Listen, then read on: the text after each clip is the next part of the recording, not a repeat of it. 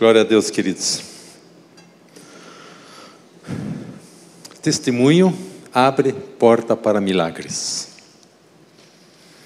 Nós tivemos um mês atrás em Ponta Grossa, Carneu, estivemos ministrando a escola de ativação profética lá.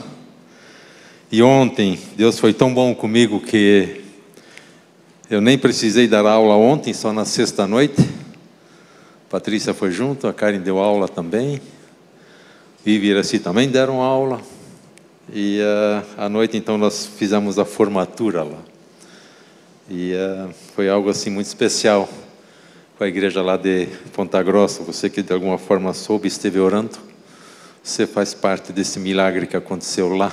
Vimos muito romper, vimos muita cura, né? Pessoas sendo curadas, pessoas sendo ministradas, pessoas sendo ativadas, e foi uma bênção.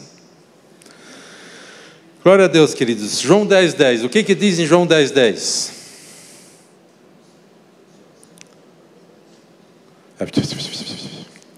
Um pouco mais alto. Vai lá, um pouco mais alto. O que diz João 10:10?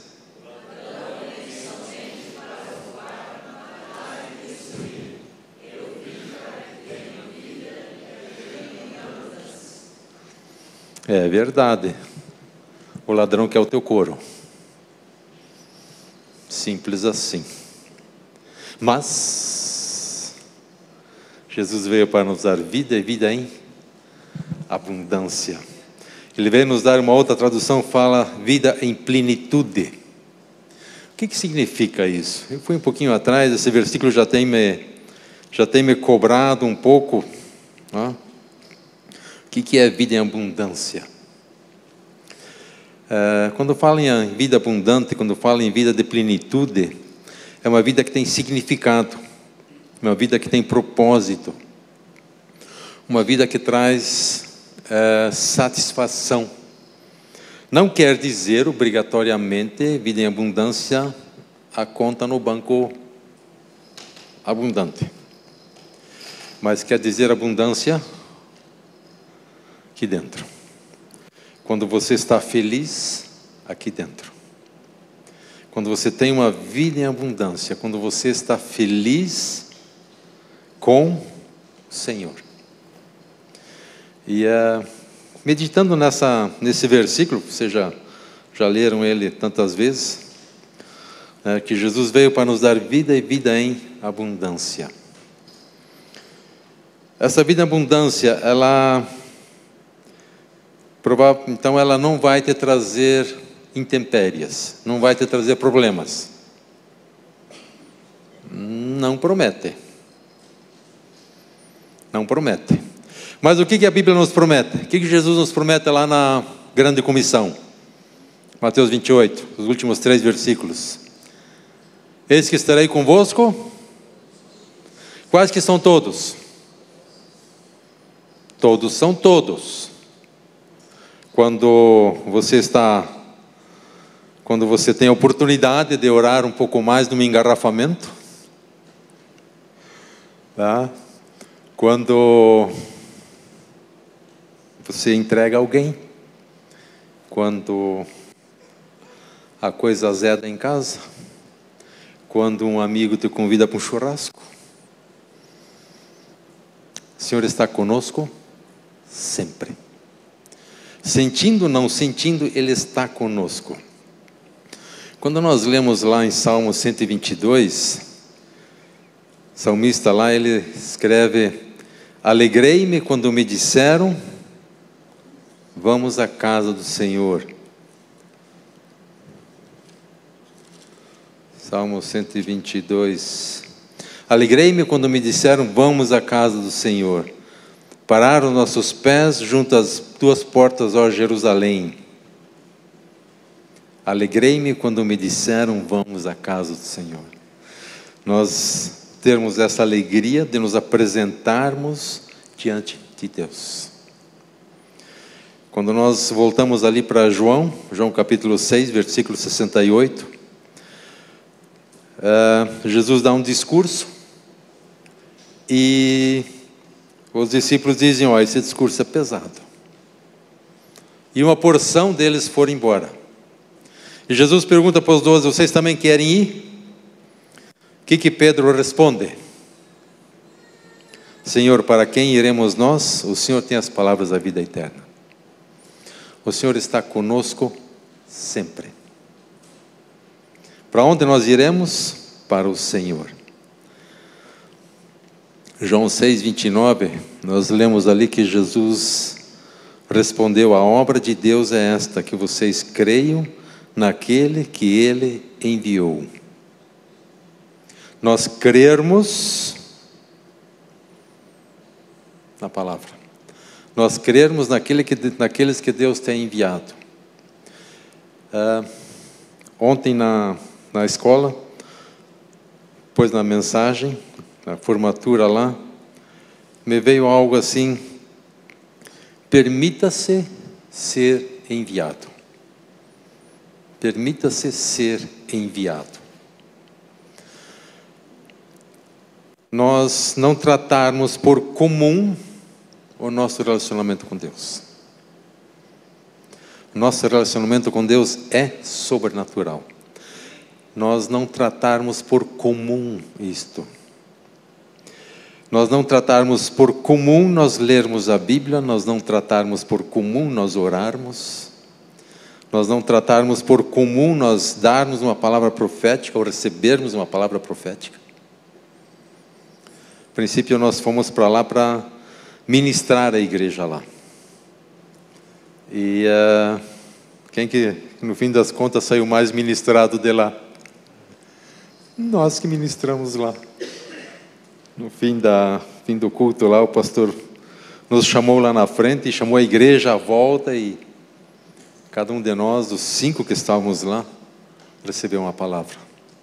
O pastor lá se move muito no profético, e a igreja de alguma forma não tem acompanhado, mas eles viram que o negócio é bem mais simples do que eles achavam.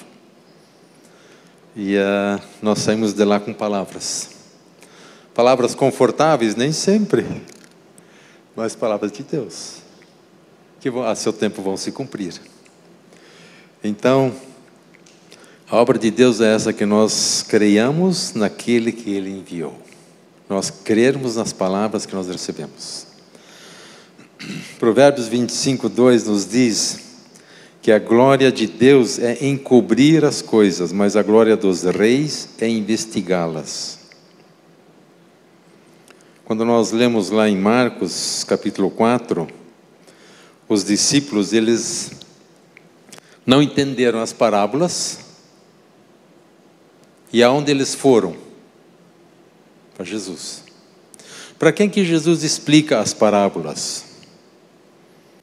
Para os discípulos ou para a multidão? Jesus dá as palavras para os discípulos e para a multidão. Mas para que Jesus explica as parábolas? Discípulos. Discípulos. Na multiplicação dos pães, quem que recebeu os pães e os peixes? A multidão. A multidão recebeu. A multidão comeu, se satisfez do milagre que estava acontecendo. Quem que fez parte do milagre? Discípulos. Jesus multiplica o pão na mão dele e dá para os discípulos multiplicado. E na mão dos discípulos, como que a sequência da multiplicação, talvez uma segunda multiplicação, o pão se multiplica na mão dos discípulos. E eles entregam para aquela multidão. De 5 pães, Jesus entregou para 12, e os 12 entregaram para milhares. Não trate por comum aquilo que Deus tem te colocado na mão. O que você tem na mão é um milagre.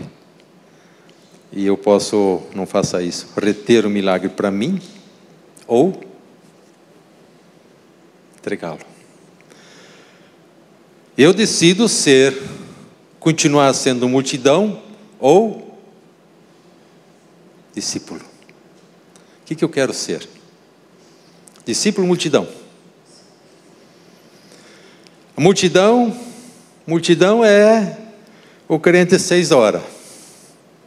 Vocês conhecem o crente 6 horas, né?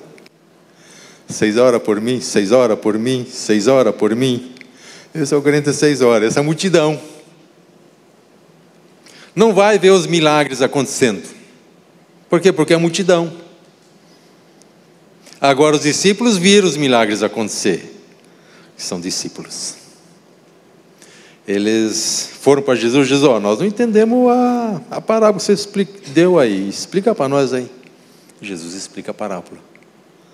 Quando nós vamos a Ele, Ele nos ministra, Ele nos explica as coisas. E esse é um crescer gradativo. Não é algo, não tem receita para isso. Se você gosta de receita, a receita é: leia a Bíblia. A receita está aqui. Nós lermos, nós entendermos, o Espírito Santo nos explica e nós aplicarmos. Aquilo que Deus tem te dado é um milagre. Não retenha para você aquilo que Deus tem te dado. Quem que retém é a multidão. O discípulo entrega. Quem que vai ver a multiplicação acontecer são os discípulos, não a multidão. Naturalmente, os discípulos pagam outro preço por ser discípulo. Mas eles veem os milagres acontecendo. Então, de nós, queridos, nós queremos vida abundante, nós queremos uma vida com significado, com propósito, nós queremos uma vida que nos satisfaça. Seja discípulo. Seja discípulo. A multidão diz: eis-me aqui, envia meu irmão. O discípulo diz: eis-me aqui, envia-me a mim. E, queridos, quando nós começamos a servir, é uma graça, é um presente de Deus. E todo mundo vai receber? Não.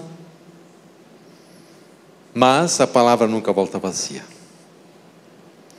E para aqueles que ela foi enviada, ela vai cumprir, ela vai se cumprir. Nós tivemos quinta-feira na Casa dos Homens, no Centro Pop, aqui embaixo no Buqueirão.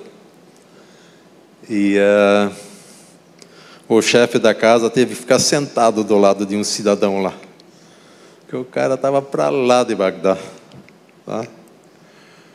Mas os outros receberam. Uns 4, 5. Pastor, ora por mim. Eu quero um emprego, eu quero um trabalho. Então, queridos, quando você começa a ver isto, você começa a conversar um pouco com aquele povo, você vai ver Deus fazendo milagres. Tá? Não é um lugar por demais gostoso para se ir. Tá? Eu trabalhar lá, eu não sei, acho que não. Mas quando você entrega aquilo que você tem, porque aquilo que eu preciso está na tua mão e você me entrega. O milagre que eu preciso está na tua mão, você me entrega. Multidão não entrega, discípulo entrega. Entregue aquilo que Deus tem te dado. Não trate por comum o que Deus tem te dado. Nós já estamos com a Escola Ativação Profética aí já uma porção de tempo. Nós começamos ela em 2003 e teve, se não me engano, um ano que falhou, mas teve outros anos que tiveram 2 escolas. E eu preciso, de certa forma, tomar cuidado para não ir para uma escola com o sentimento eu já ganhei. Tá? Porque cada escola, cada aula é uma aula. Cada prática é uma prática. Nós temos a coisa, a princípio, pronta. Nós vamos para as aulas com o script pronto. Mas o que Deus faz lá, só Ele. Tivemos ali uma família recebendo a cura como família. E a igreja volta orando. Querido, seja discípulo. Seja discípulo. A multidão já tem bastante. Salmo 73, não é um salmo de Davi, mas de Asaf. Asaf está conversando com Deus ali, e aí ele diz no versículo 16, 17: até que eu entrei no santuário de Deus e vi. No caso ali ele está conversando com Deus porque os ímpios prosperam e ele não. E ele diz: até que eu entrei no santuário de Deus e vi o fim deles. Então, de nós termos essa experiência, entrar no santuário de Deus e ver, entrar na nossa devocional e ver o que Deus tem para nós. Entrar na devocional, no quarto de escuta, quarto secreto, dê o nome que se quiser, mas este é tempo com Deus. Foi falado já uma porção de anos atrás, quando o diabo treme é quando ele vê um crente de joelho e lendo a Bíblia. E por isso também tanta guerra para nós fazer uma devocional. Aí eu quero fazer a devocional, puxa, eu tinha que pagar aquela conta, esqueci de fazer aquilo ontem, eu preciso ligar para fulano lá, eu preciso resolver aquilo, eu preciso marcar aquilo, eu tenho que fazer mais aquele outro lá, aquilo não posso esquecer hoje. Ou é só comigo que acontece isso? Tá? Você tem coisas para fazer, vai lembrando, anota do lado e aí está pronto. Mas por que coisa feia lembra nós disso na devocional? Porque ele quer nos atrapalhar nisto. Ele quer nos atrapalhar porque ele sabe que ali nós estamos crescendo. Ali nós estamos nos tornando cada vez mais adversário dele. Até que entrei no santuário de Deus e vi. Isso aí está falando de relacionamento, está falando de intimidade, está falando de discipulado, de nós termos um tempo com Deus. E isso tem o seu preço. Isso tem o seu preço. Nós andarmos num relacionamento com Deus, nós andarmos em intimidade com Ele, nós andarmos em discipulado. Querido, nós precisamos ser corrigidos. Permita-se ser ajudado. Você não sabe tudo. Eu não sei tudo.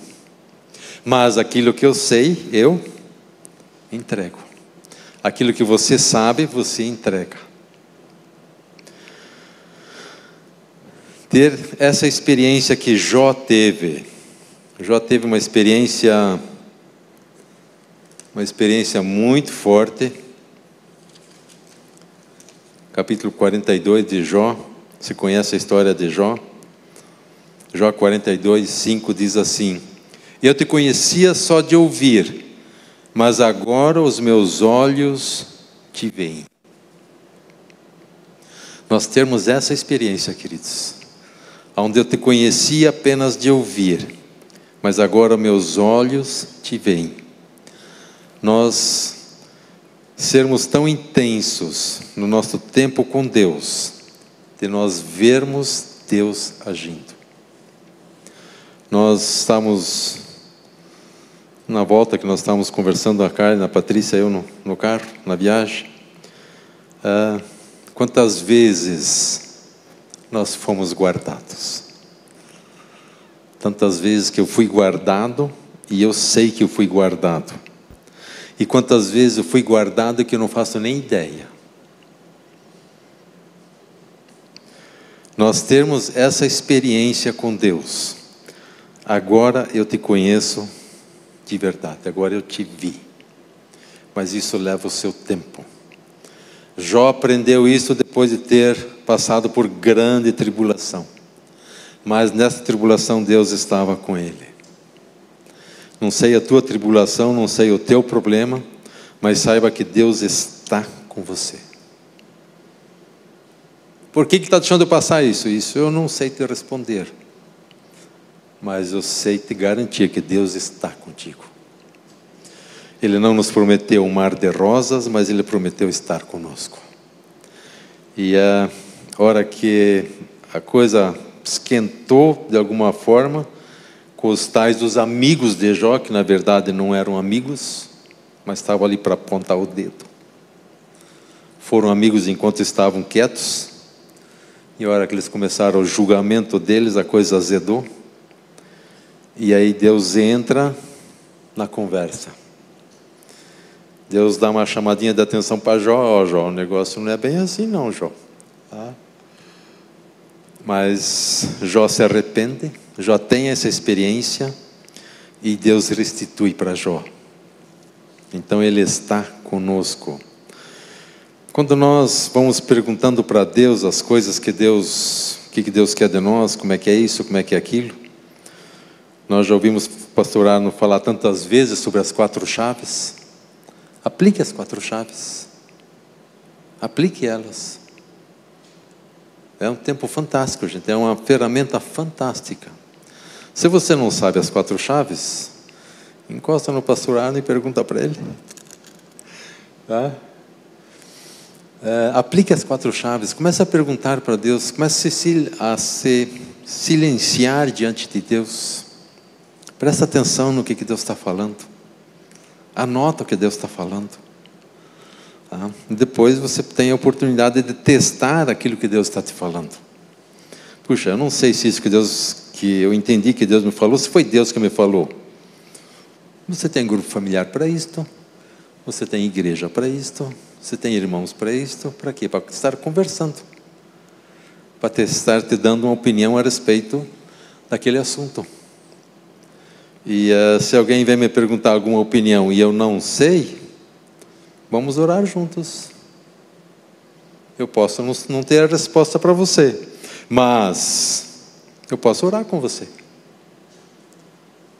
Podemos orar juntos. E de alguma forma a resposta vem, cedo ou tarde, de uma forma ou de outra, ela vem. Por quê? Porque Deus está interessado em conversar conosco, queridos. Deus quer nos instruir para nós sermos discípulos, para nós passarmos de multidão para discípulo, para nós sermos aqueles onde o milagre acontece na mão. E é possível, queridos, se foi possível com os 12, se foi possível com os 70, é possível para nós também. Nós temos ali uma instrução que Deus, lá em livro de Josué capítulo 1, e quando eu li isso de novo,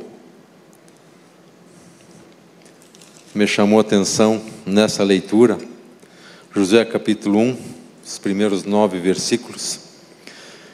O povo está às portas para entrar na terra prometida, e nós lemos assim, Josué capítulo 1: depois que Moisés, servo do Senhor, morreu, o Senhor falou a Josué, filho de Num, auxiliar de Moisés, dizendo: Josué, Moisés morreu. Acabou, não tem mais. Moisés, meu servo, está morto. Prepare-se agora e passe esse Jordão, você e todo esse povo. Todo esse povo. Alguns falam em 3 milhões, outros falam em 5 milhões. Não sei quantos tinha.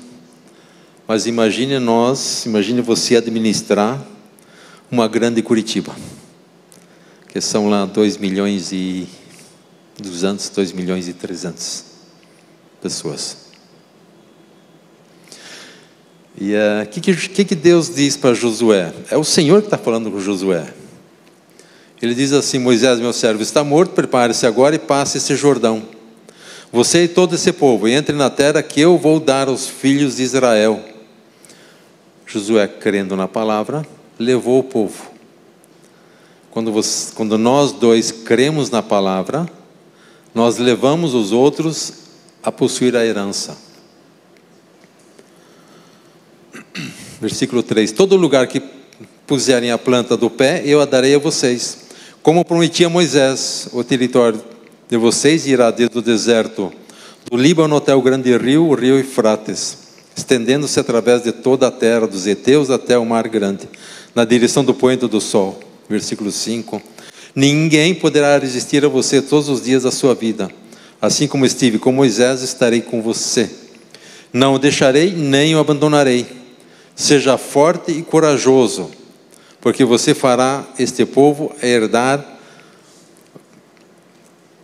a terra que, sob juramento, prometi dar aos pais dele. Quando nós somos discípulos, nós estamos ajudando a cumprir algumas promessas na vida daquelas pessoas, as quais nós temos ministrado. Então, somente seja forte e muito corajoso para que você tenha o cuidado de fazer segundo toda a lei que o meu servo Moisés lhe ordenou. Não te desvie dela nem para a direita nem para a esquerda, para que seja bem sucedido por onde quer que você andar. Não cesse de falar desse livro da lei, pelo contrário, medite nele dia e noite, para que você tenha o cuidado de fazer segundo tudo o que nele está escrito. Então você prosperará e será bem sucedido. Não fui eu que ordenei? Seja forte e corajoso, não tenha medo, nem fique assustado, porque o Senhor, seu Deus, estará com você por onde você andar. Eu entendo, queridos, que isso aqui é uma resposta de João 10:10, segunda parte. Eu quero uma vida em abundância. Como é que eu tenho essa vida em abundância? Estou entendendo em Deus aplicar esses primeiros 9 versículos. Eu quero ter uma vida em abundância. O que eu preciso fazer com este livro? Me tornar íntimo dele. Eu preciso ler este livro. Como é que eu não sei? A gente vai andando e vai descobrindo, né? Em Ponta Grossa descobri que nós temos um japonês aqui entre nós que não gosta de sushi. Pensei que todo japonês gostava, mas nem todo japonês gosta de sushi. Como é que a gente descobre essas coisas? Relacionamento, conversando, trocando uma ideia aqui, uma ideia ali, tá? Então, a hora que vocês convidar o Paulinho, tá? O seu Paulo Massal Maeda, né? Nada de sushi, tá? Entregando o Paulo aqui. Como é que eu sei o que, por exemplo, a Karen gosta de comer? Relacionamento. Por que eu não sei o que o Jacques gosta de comer? Relacionamento. E por que a Fábio sabe tão bem o que ele gosta de comer? Relacionamento. Como é que eu sei o que Deus quer de mim? Relacionamento. Leitura da palavra. Nós crescemos quando nós entregamos aquilo que Deus tem nos dado. Não cote por comum aquilo que Deus tem te dado. O que Deus tem te dado é sobrenatural. Não trate por comum. Os 70, Jesus chamou os 70 e os enviou de 2 em 2. Então 35 duplas. E eles foram. Você já leu esse texto uma porção de vezes. Como é que os 70 voltaram?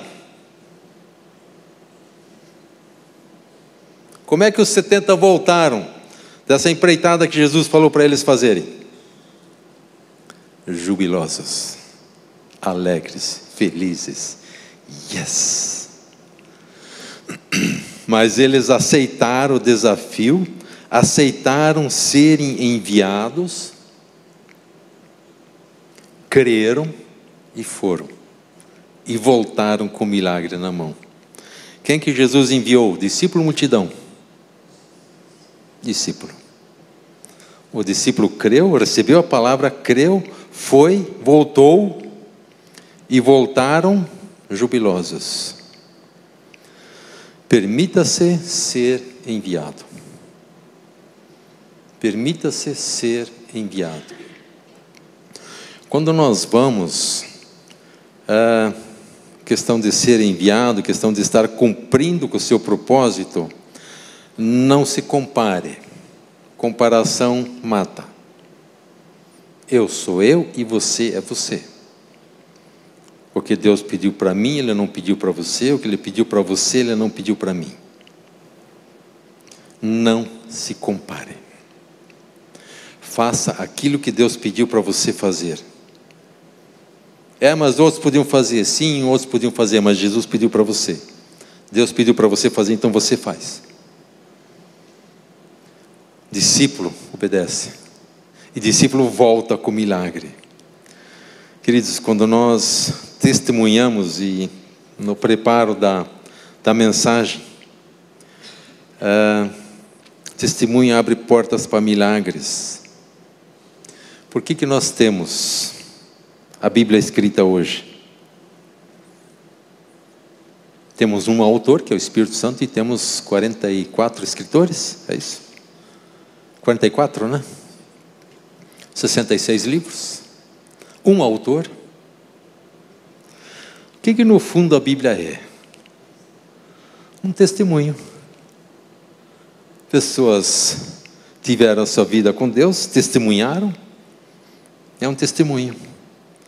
Nós podemos ler os testemunhos dos homens e mulheres de Deus aqui nesse livro.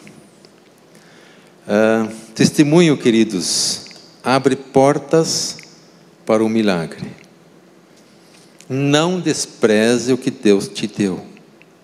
Não cote por pequeno o que Deus te deu. Teu testemunho não é pequeno. Teu testemunho não é irrelevante. O inimigo quer nos dizer, quer nos deixar claro, não, isso aqui é comum. Não, isso aqui não vão nem... Isso aqui é coisa muito pequena. Não, coisa do inimigo. Teu testemunho não é pequeno. A palavra que Deus pediu para que você entregasse não é pequena. Não vamos cotar por pequeno, por insignificante, aquilo que Deus tem nos dado. O que Deus tem te dado é sobrenatural. Mas é só um pão que eu tenho aqui para entregar? Sim, é só um pão e ele vai se multiplicar na tua mão. Por quê? Porque você não é a multidão, você é discípulo e você está entregando. Não cote por pequeno o que Deus tem te dado. Não se compare com o que Deus tem te dado. Nós às vezes entramos em comparação e aí nós azedamos. A Bíblia, queridos, é muito mais simples do que nós pensamos. É muito mais simples. Nós vimos isso anteontem lá em Ponta Grossa. Pessoas dizendo, puxa, eu não sabia que era tão simples. Mas porque a gente acaba se comparando. A gente escuta um profeta desse tamanho falando coisas assim, em termos de Brasil, em termos de mundo, e vai acontecer isso, e vai acontecer aquilo. E amém por esses. Amém por eles. Precisamos deles sim. Mas se eu me comparar com alguém assim, morre. E o milagre vai morrer junto comigo. Não se compare. Faça aquilo que Deus pediu para você fazer. E você vai ver o milagre na tua frente. Nós precisamos estar... É bom nós semearmos a palavra. Semeie a palavra. Semeie a palavra. Tem coisas que nós vamos colhemos quase que imediatamente. Tem coisas que nós levamos tempo para colher. E tem coisas que nós só vamos ver na eternidade. Tem coisas que nós semeamos que nós só vamos ver o fruto na eternidade. Semeia. Seja discípulo. Entregue aquilo que Deus tem pedido para você entregar. E um último versículo que eu queria ler, Atos capítulo 15, já pedindo para os nossos amados subirem aqui. João capítulo 15, versículo 16. ali nós lemos assim: não foram vocês que me escolheram, pelo contrário, eu os escolhi. Por que Deus te escolheu? Qual seria a razão que Deus te escolheu? Porque você é tão lindo, tão formoso, tão bonito, tão inteligente? Bem,